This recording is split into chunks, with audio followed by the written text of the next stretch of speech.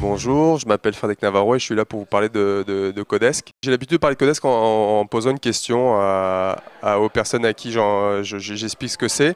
C'est à votre avis, une perceuse électrique, combien de fois dans toute sa vie elle est utilisée en cumulé? Si on mettait bout à bout tous les moments où on l'a utilisée.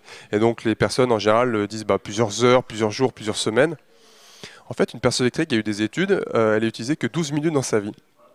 Donc imaginez le temps où elle n'est pas utilisée, ce qu'on pourrait en faire. On pourrait la partager, on pourrait acheter peut-être une perceuse dans un quartier qui serait encore plus grosse, qui ferait encore plus de fonctionnalités et de payer que pour ce qu'on utilise. Et ben, c'est un peu la croyance et la vision qui anime Codesk. Nous, on pense chez Codesk que le partage crée plus d'opportunités que la possession individuelle.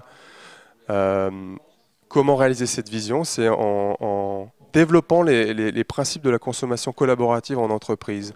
C'est ce que je n'utilise pas, je le partage. Et nous, ce qu'on fait par rapport à ça, c'est que on a développé un outil qui permet de partager les bureaux des entreprises qui les sous-utilisent. C'est-à-dire que si un bureau d'une personne n'est pas utilisé tous les mardis, elle a la possibilité de le référencer sur le site et de le mettre à disposition. Et quelqu'un, sur du court terme, peut louer, donc elle peut rentabiliser cet espace-là.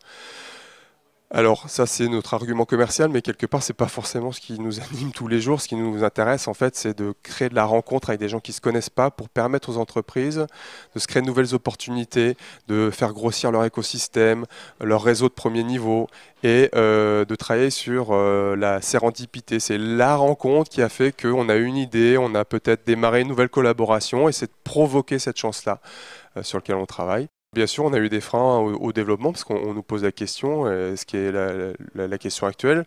Les freins, c'est je connais pas la personne, est-ce que je peux lui faire confiance? Qu'est-ce qui se passe si elle met le feu à mon espace de bureau? Bien sûr, statistiquement, je pense qu'il n'y a pas forcément beaucoup d'incendies créés par un visiteur. Mais voilà, c'est des questions qui sont plus liées à des croyances, à quelque part un changement de culture qu'il faut accompagner.